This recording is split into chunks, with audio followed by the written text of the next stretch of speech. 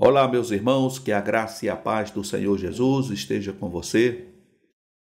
É um privilégio poder estar de volta mais uma vez para juntos estudarmos mais uma lição da Escola Bíblica Dominical. Essa lição ela é da editora Betel e ela traz por tema Tabernáculo, a tipologia redentora de Cristo. A lição de hoje é a lição de número 4, que vem falar sobre a implicação teológica do tabernáculo. Então, nós vamos estar vendo nessa lição quais são as implicações teológicas do tabernáculo. E os objetivos da lição é, primeiro, compreender as revelações de Deus no tabernáculo. Segundo, destacar os aspectos teológicos existentes no Antigo Testamento. E, em terceiro e último, perceber a grandeza de Deus nos detalhes do tabernáculo. O versículo do dia diz: E se o ministério da morte, gravado com letras em pedras, veio em glória, de maneira que os filhos de Israel não podiam ficar ou fitar os olhos na face de Moisés, por causa da glória do seu rosto, a qual era transitória. 2 Coríntios, capítulo 3, verso 7. A verdade aplicada também vem dizer que o Novo Testamento tem como base o Antigo Testamento.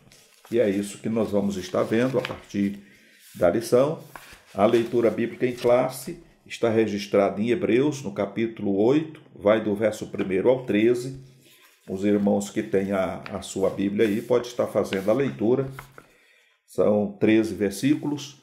Então nós vamos adiantar e vamos para a introdução. Também temos aqui à disposição dos irmãos os versículos diários, que quando os irmãos têm a oportunidade de estudar, ele vai trazer uma melhor informação para os irmãos, deixando os irmãos aptos para estar interagindo durante a escola dominical aí na sua igreja, junto ao professor. Romanos capítulo 8, 16, diz que o Espírito testifica que somos filhos de Deus. 1 Coríntios 3,16 diz que somos templos de Deus. Hebreus 12 e 14 diz que sem santificação não veremos a Deus. 1 Pedro capítulo 2, verso 9 diz que somos sacerdócio real. Gálatas 3 e 13 está nos dizendo que Jesus nos resgatou da maldição da lei.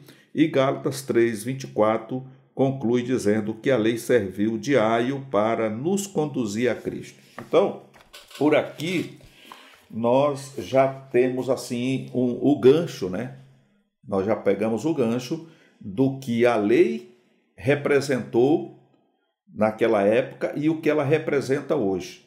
Então, como Gálatas 3:24 diz que a lei serviu de aio, para nos conduzir a Cristo. Ela foi o meio pelo qual nos trouxe a Cristo, porque depois de tanto sacrifício, de tanto derramamento de sangue, era necessário um só sacrifício e ele foi realizado por Cristo.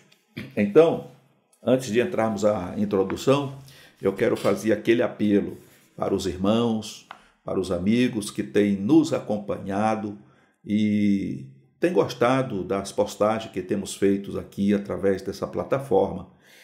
Os irmãos que ainda não são inscritos, se inscreva no canal, ative o sininho de notificação para você estar sendo notificado de novos vídeos. Não esqueça de dar aquele like, ele é muito importante para nós e para a plataforma. Também como compartilhar esses vídeos com os familiares, nas suas redes sociais, para os irmãos da sua igreja, enfim. Vamos juntos fazer esse trabalho, alavancar esta plataforma, esse canal, porque com certeza nós estaremos alcançando muita gente pelo mundo afora. Se conseguirmos alcançar pelo menos os países de língua portuguesa, já estaremos mais do que satisfeitos. É um trabalho que Deus nos chamou, tem nos dado esse sentimento de fazer e com a ajuda dos irmãos nós poderemos chegar muito longe, ok? Nos ajude aí.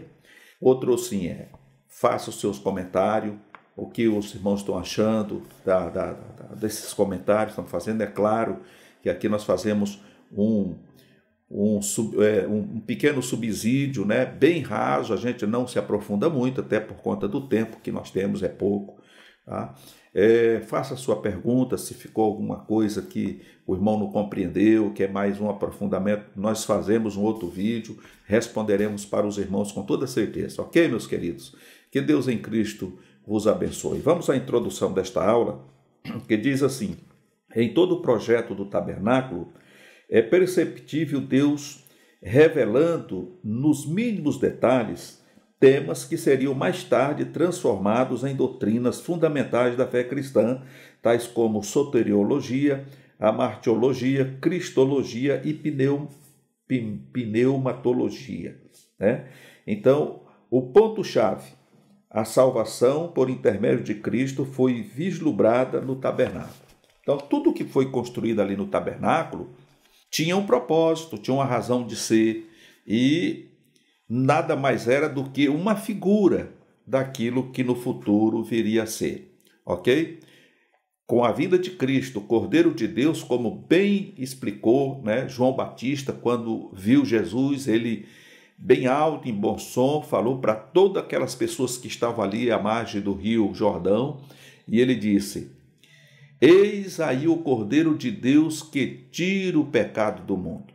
Em nenhum ponto da história bíblica você vai encontrar alguém falando que um cordeiro tiraria o pecado do mundo. Todos aqueles cordeiros que foram sacrificados, todos aqueles bezerros, né, cabritos, rolinhas, pombos, ele serviu ali momentaneamente apenas para resolver um problema que estava acontecendo ali, né?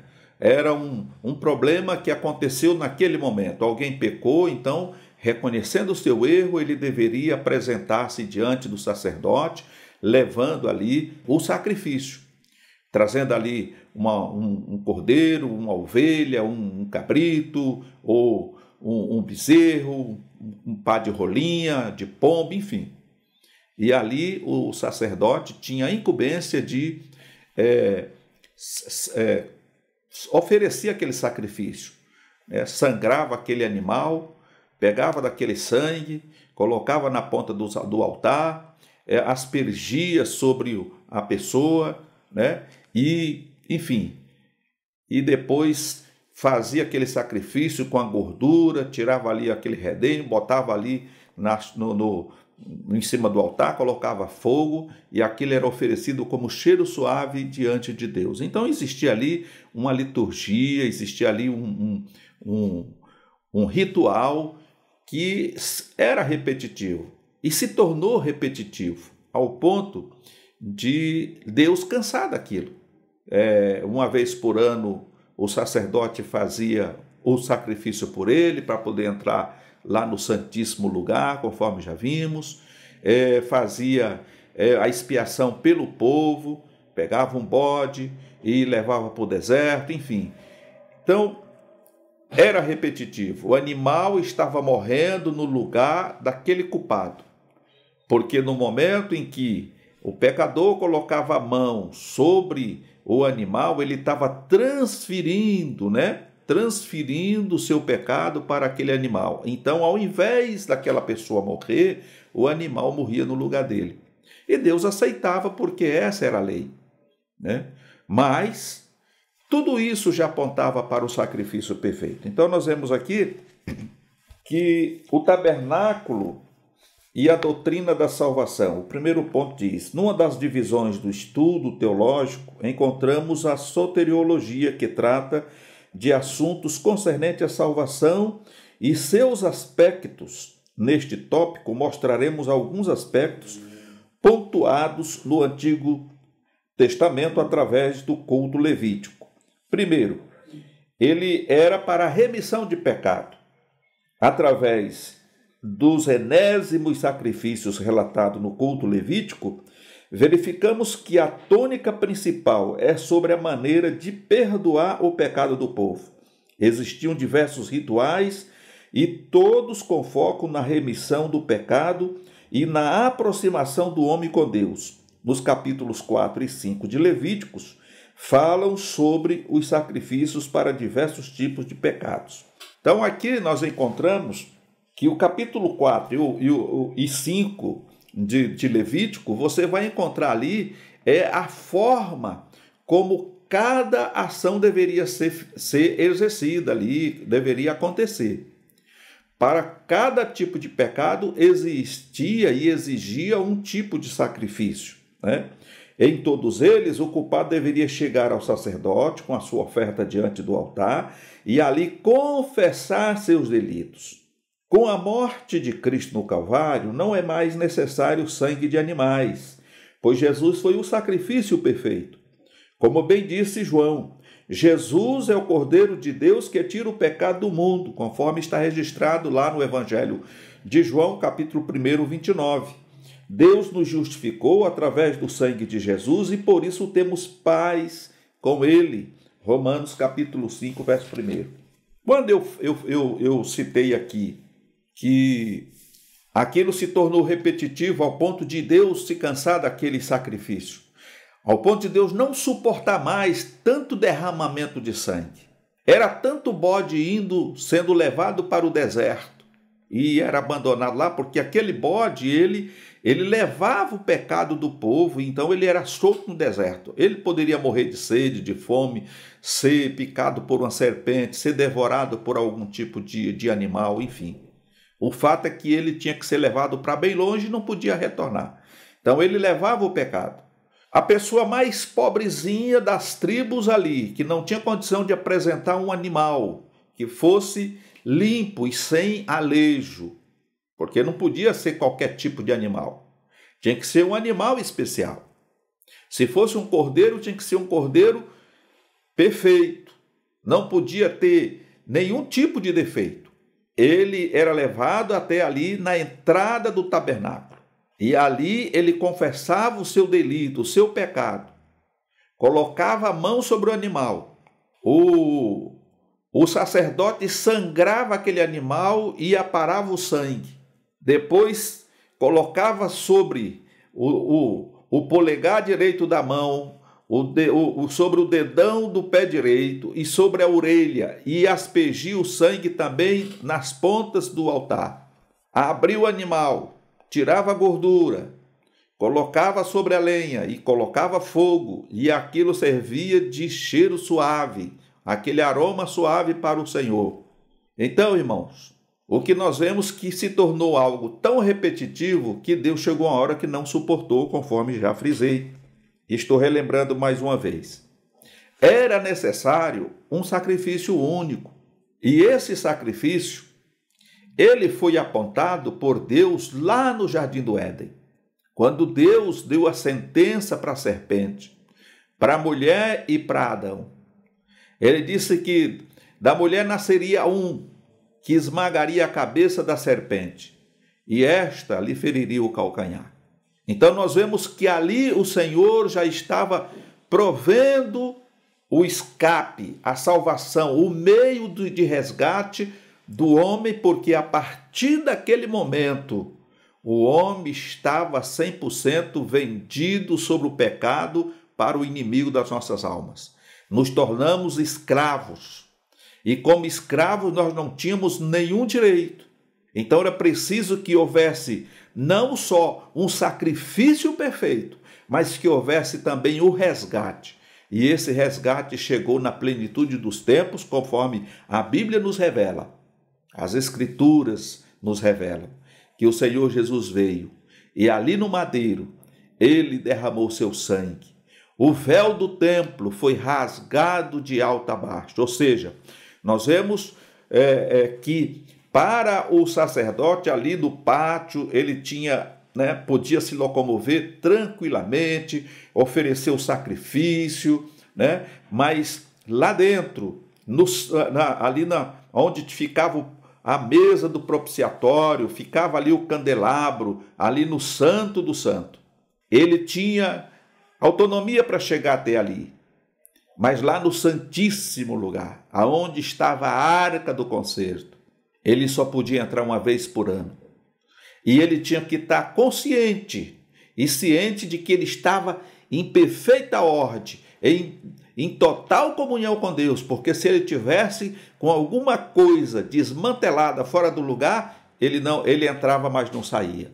Inclusive, nós tivemos a oportunidade de ver que existia ali nas suas vestes uns sinetes, que as pessoas que estavam ali participando da reunião pelo lado de fora estavam ouvindo que ele se movimentava através do sinete, daqueles sinetes. Diz a história que ele também amarrava uma corda na cintura e a ponta ficava para fora, porque se de repente parasse tudo, ouvisse um barulho estranho, a pessoa caiu morto lá dentro, fulminado, quem que podia entrar lá dentro? Quantos entrassem ia morrer, então era obrigado a puxar. Então tudo isso Deus exigiu porque era necessário que aquele povo que foi retirado lá do Egito aprendesse um novo comportamento, porque durante 430 anos eles se embriagaram, eles absorveram como uma esponja todos os costumes mundanos, todos os costumes do Egito, e agora Deus tira aquele povo para prepará-los e para que ele se tornasse um povo especial, um povo zeloso e de boas obras, para adorar somente a um Deus, ao Deus Criador dos céus e da terra. E aí nós vemos agora Deus passando a Moisés, dando a ele o modelo de como deveria ser todas as coisas, nos mínimos detalhes, para que ele pudesse fazer de acordo com o que tinha sido passado para ele, para que a partir daquele momento o povo começasse a entrar pela porta, ok? Louvado seja o nome do Senhor. Então nós vemos aqui, já no ponto 2, que o desejo de Deus era que o povo vivesse uma vida de santidade. O povo de Israel vivera por 430 anos, como disse, em uma nação pagã e de cultura diferente. Mas agora Deus queria que o povo entendesse a necessidade de se buscar a santidade. Uma das exigências pétreas neste período é: sede santo, porque eu, o Senhor, sou santo, conforme registra Levítico, capítulo 11, verso 45. O sumo sacerdote usava uma lâmina de ouro na testa com a seguinte gravação: santidade ao Senhor. Paulo diz que a vontade de Deus é nossa santificação. A santidade é um dos aspectos de nossa salvação e, para o escritor aos Hebreus, é uma condição indispensável para vermos o Senhor. Então, essa era a condição que Deus estava exigindo agora do povo de Israel, né? O povo que tinha saído do Egito. Deus estava trabalhando neles e por eles para que ele se tornasse um povo especial, como já disse, e zeloso de boas obras. E quando a gente traz isso para os nossos dias, nós vamos ver que o conceito de Deus não mudou. Deus continua ainda esperando que eu e você nos tornemos santos. Talvez muitas pessoas não entendam e não saibam o que quer dizer santo. Santo, como eu por muitos anos, na minha ignorância, quando ainda criança, achava que ser santo era morrer e depois fazer uma imagem e colocar dentro ali de um oratório, né? Como sou nordestino, ali existe muito disso. Faz aqueles oratórios lá e coloca lá uma imagem lá dentro, e aí diz: aqui é o santo fulano, e aí acende vela e fica por ali. E eu, né, mesmo tendo nascido num lar cristão, por muito tempo eu imaginava que era daquela forma. Mas a santidade, o ser santo, é nada mais, nada menos do que ser separado. Ou seja, quando Deus tira o povo de Israel lá do Egito, Deus estava tirando eles de um mundo corrupto, um mundo pagão, um mundo idolátrico, para que ele se tornasse agora um povo separado para adorar o Deus que tem poder nos céus e na terra, o Deus que os criou, trabalhando neste povo para que no futuro, né, como diz o apóstolo Paulo, para que no futuro nós possamos alcançar a glorificação, termos os nossos corpos glorificados, porque no futuro nós estaremos semelhante como Adão e Eva esteve lá no princípio, lá no Éden, né? Quando ele tinha aquela comunhão interativa com Deus, quando Deus visitava ele, né? Eles conversavam, ele dizia para Deus como tinha sido o seu dia, enfim, havia ali uma comunhão. E essa comunhão é a que Deus está buscando em nós. É através do sacrifício de Jesus que nós alcançamos esta comunhão. Porque através de Jesus, o Cordeiro de Deus que tira o pecado do mundo, nós fomos resgatados da nossa maneira vã de viver. Agora, conscientes e cientes desta bênção que Deus nos outorgou através do sacrifício de Cristo, nós agora temos condições de nos aproximar de Deus e buscar a paz e a comunhão com todos, porque sem a paz e sem comunhão com Deus, nós não veremos o Senhor. É o que o escritor aos Hebreus está dizendo aqui, né? Diz aqui, a santidade é um dos aspectos de nossa salvação e para o escritor aos Hebreus é uma condição indispensável para vermos o Senhor. Seguir a paz com todos e a santificação, pois sem ela nós não veremos o Senhor. E é tão difícil, irmãos, a gente muitas vezes manter a paz com as pessoas. A gente tem uma facilidade muito grande de aborrecer as pessoas ou de ser aborrecidos por elas. Mas o Senhor diz que nós devemos seguir a paz com todos. E a mesma Escritura diz que no que depender de mim, no que depender de nós, tenhamos paz com todos os homens. Eu não posso impedir de que alguém não goste de mim ou que tenha raiva de mim. Mas a palavra de Deus me orienta que no que depender de mim eu devo ter paz com todos os homens. A partir do momento que eu tenho paz com todos os homens, então eu passo agora a me santificar mais ainda, a me livrar de todos os enganchos, né, dessa vida, de tudo que é ruim. E aí eu passo então a ter a comunhão com Deus e a qualquer momento, seja através do arrebatamento da igreja, seja através da morte, eu vou ver o Senhor. E isso, para mim, é uma satisfação, é uma alegria saber que aqui nós estamos numa prova. E Paulo, ele exemplifica isso muito bem, quando ele diz que nós estamos como aqueles atletas na arena, correndo. Lá, ele dá um exemplo, lá apenas um leva o prêmio. Mas nessa corrida, todos nós podemos ser graduados, podemos receber o prêmio. É só correr direito, correndo direito, sem fazer atalho, e olhando para Jesus, que é o autor e consumador da nossa fé. Louvado seja o nome do Senhor. Aqui vemos também, no Antigo Testamento, quando ele fala sobre o pecado, diz que outra doutrina enfocada no tabernáculo é a doutrina do pecado, conhecida nas catedras teológicas como a martiologia, né, que é a doutrina do pecado. Através da lei, o povo passou a ter noção do pecado. Nos rituais levíticos, Deus mostra ao povo o seu pecado como também a maneira de ser perdoado. Aí o ponto 1 pergunta: o que vem a ser o pecado? A palavra pecado literalmente significa errar o alvo. Todas as vezes erramos, ou todas as vezes que erramos o nosso objetivo em Cristo Jesus, pecamos. No livro do Gênesis, vemos Deus estabelecendo o homem no jardim do Éden e lhe dando uma ordem descrita em Gênesis 2:16 a 17. De toda árvore do jardim comerás livremente, mas da árvore da ciência do bem e do mal dela não comerás, porque no dia em que dela comeres, certamente morrerás. Quando Adão e Eva comem do fruto, transgride o mandamento. Sendo assim, cometem pecado. O pecado é uma realidade e tem afastado muitas pessoas do Criador. Por isso, precisamos estar seguros na palavra de Deus e cobertos com o sangue de Jesus.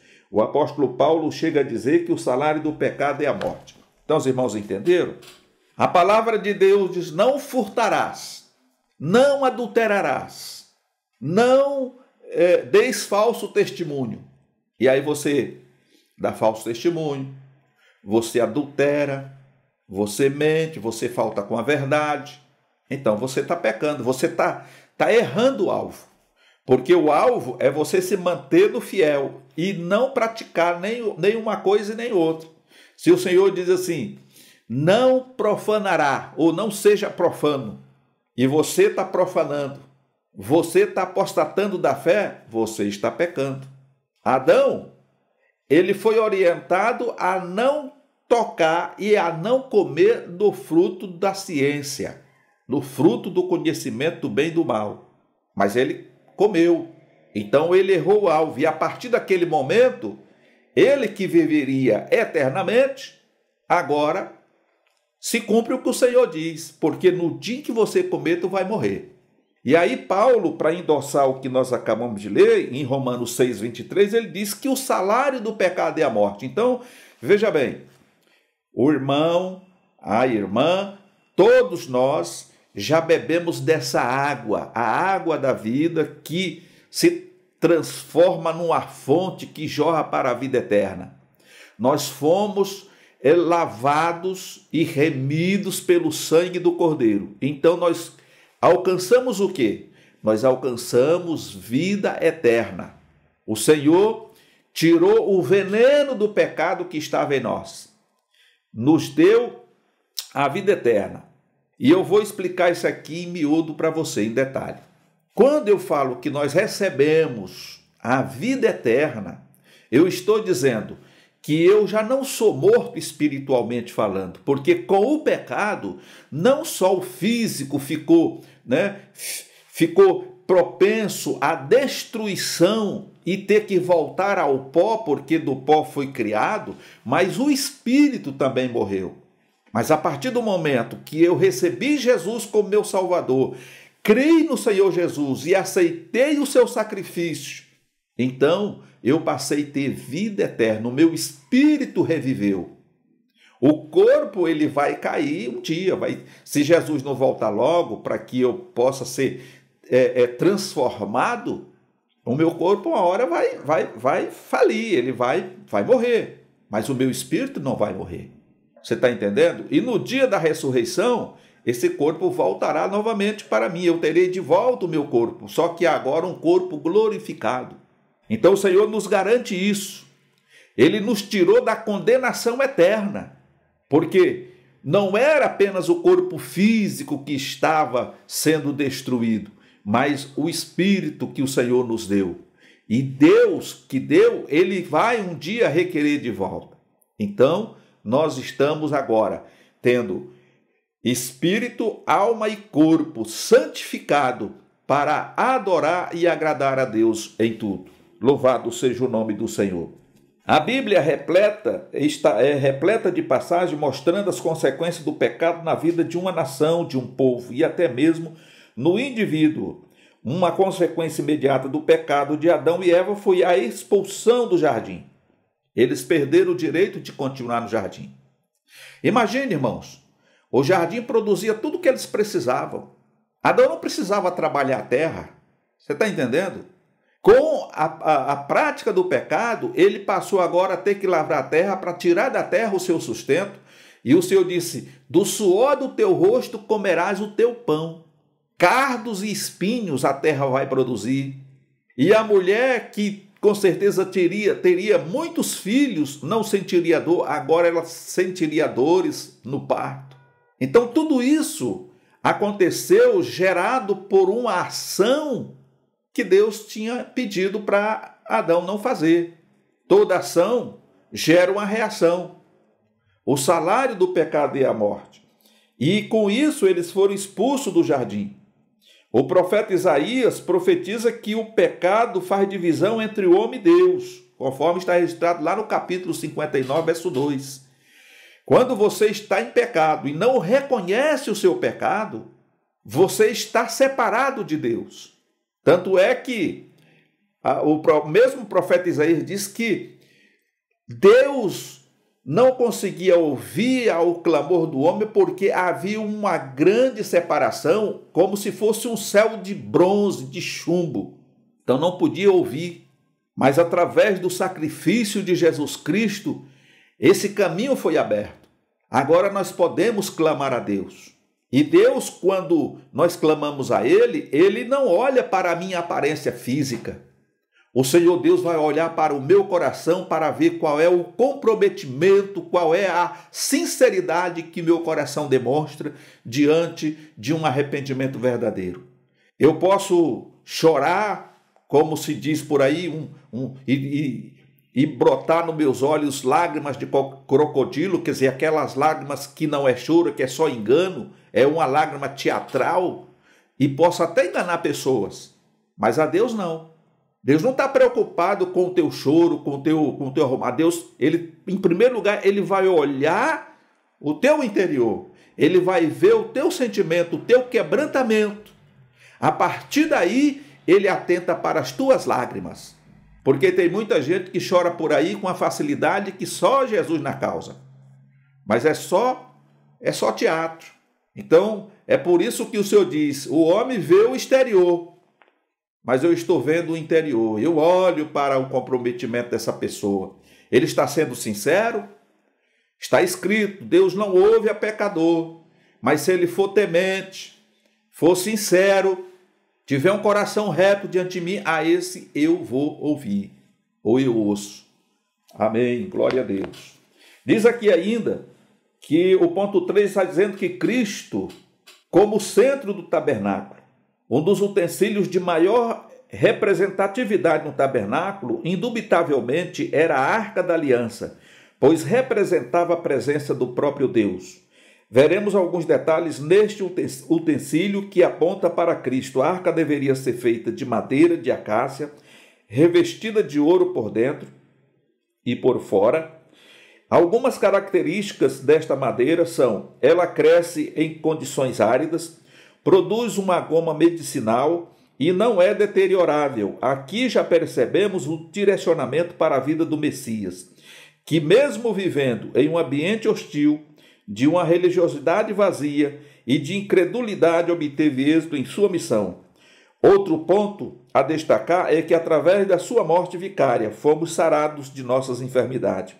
Por último, percebemos que Jesus foi incorruptível durante o seu ministério. Jesus era parte da divindade, mas se manifestou em carne.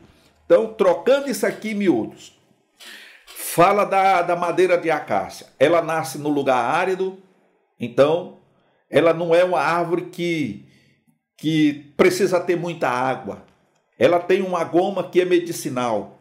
Ela é uma madeira que é durável. E aí o comentarista ele aponta para Cristo, que ao chegar na terra, ele encontra uma terra árida, ele encontra uma religião vazia. O povo amava mais a religião do que a Deus, pois a prova disso é que não aceitaram Jesus e nem o reconheceram como Messias. Mas Jesus, apontando novamente para aquela madeira, para aquela árvore, que tinha uma goma que curava, Jesus cura enfermos, limpa leprosos, enfim, Jesus opera milagres durante o seu ministério. E por fim, ele se entrega como o Cordeiro de Deus que tira o pecado do mundo. E através do seu sangue, nós fomos purificados de uma vez por todas. E agora nós não precisamos do sacerdote para fazer a intercessão entre nós e Deus, porque Jesus se tornou para nós o mediador que intercede por nós.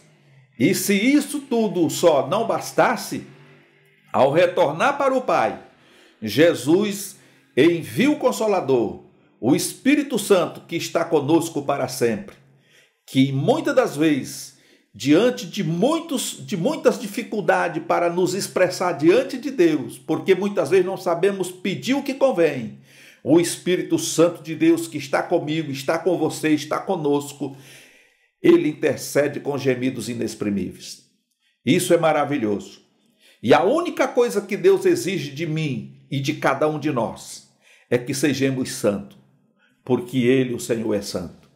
Que sejamos separados do pecado, que não transigimos com o pecado, que não nos envolvamos com a idolatria, mas que a cada dia possamos estar mais e mais na presença do Senhor, estudando a sua palavra, orando, jejuando e aguardando o bendito dia glorioso do seu retorno, pois isso acontecerá muito em breve. Meus queridos irmãos, Deus te abençoe e te guarde, que o Senhor fale mais profundamente no teu coração através do Espírito Santo. E se assim for a vontade do Senhor, estaremos de volta numa outra oportunidade, em o nome do Senhor Jesus. Fique na paz do Senhor.